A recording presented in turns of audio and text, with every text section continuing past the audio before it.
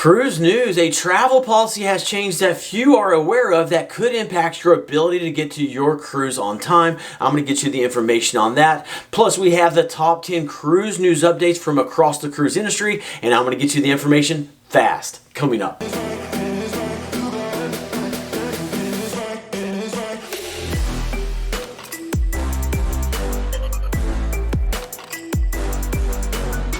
Welcome to the Travel Scouts. My name is Jason and we are your cruise information channel. We get you the cruise news and information you're looking for quickly without wasting your time. So if you love cruising, consider subscribing. Okay, we have the top 10 cruise news updates. Let's go ahead and jump into it with number 1. Royal Caribbean will not be charging extra for pizza.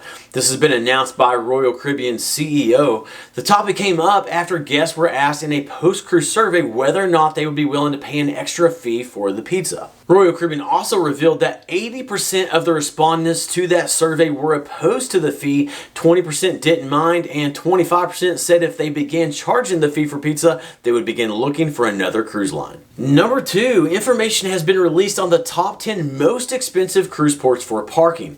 Now this data is based upon parking at the port or the nearest location to the port, and here's the results. The cruise terminals in New York City are the most expensive, followed by Boston and then Port Miami. Notice that a dollar value is listed by each. This is the cost per night for that port. Now that cost can fluctuate a bit at some ports based upon length of cruise and other variables, but that is the daily cost for most cruises. Moving on to number 3, Disney Cruise Line is honoring their most frequent cruisers.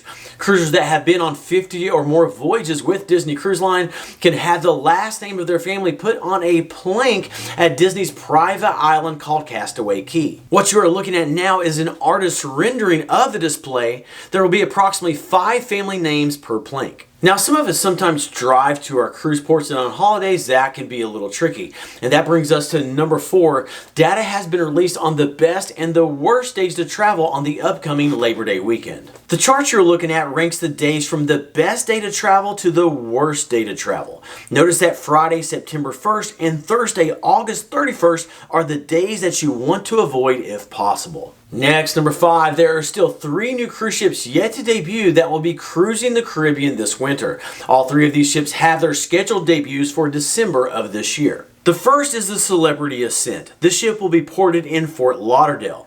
The second is Virgin Voyages Brilliant Lady. This ship will ultimately be ported in San Juan, Puerto Rico. And the third is Carnival Jubilee. This cruise ship will be ported in Galveston, Texas. Okay, we have 5 cruise news pieces remaining, including the top headlines of the day. But a quick question, chime in below. Speaking of these new cruise ships, here's the question. Which of these new cruise ships would you rather cruise on? Would it be A, the Celebrity Ascent, B, Virgin Voyages Brilliant Lady, or C, the Carnival Jubilee? Chime in down below with your answer. Would love to read those, but now on with the cruise news. Number 6, a passport expediting service is promising to send you a new passport within 3 days or give you your money back. The service is called CIBT Visas, and the company has been serving businesses and corporate clients for 30 years. However, they now support regular travelers since the State Department has fallen so far behind. Now know that the fees can be between $199 all the way up to $999 depending on the traveler's needs, but if you are desperate, I just want you to know that the option is available. Next, number 7, a Viking Cruises crew member has fallen from the ship. This occurred around 11 a.m. today. The ship was at the port of Cromarty in Scotland at the time, and the crew member was airlifted to the Aberdeen Royal Infirmary. Their condition is unknown and how this situation occurred is unknown. Let's definitely pray for this man. Then number 8, we have a hurricane season update. It is looking rough in both the Pacific and the Atlantic. Today, let's start in the Atlantic. As of the time of this report, there are 4 weather disturbances of concern in the Atlantic. These are identified by the X's on this map. The 2 with the orange X's have a 40 to 60% chance of cyclone formation in the next 48 hours. The 2 with a yellow X range between 0 to 10% chance of cyclone formation in the next 48 hours. We will definitely keep an eye on these and keep you up to date, but now let's talk about the Pacific. In the Eastern Pacific, Hurricane Hilary is gaining steam. Maximum sustained winds are now up to 145 miles per hour. It is still heading towards the west coast of Mexico and California. Winds will affect a large portion of the cruising region. Cruise ships are certainly well equipped for these situations, but this storm system is definitely one of concern. Next, number 9, information has been released on the 6 cheapest international destinations to visit. International travel has skyrocketed in recent months, so each of these are viewed as a value, and I share these with you because each of these are also cruise destinations. So even when you go ashore, you're getting a value compared to other international travel. Now, I know many of you are just listening and you're not watching, so I'm going to read this list of 6 to you very quickly. Coming in at number 6 is Jamaica. Number 5 is the Bahamas. Number 4 is the Dominican Republic. Number 3, Bermuda. Number 2 is Mexico. And coming in at number 1 is Colombia. And then number 10, there is a travel policy change that cruisers need to be aware of.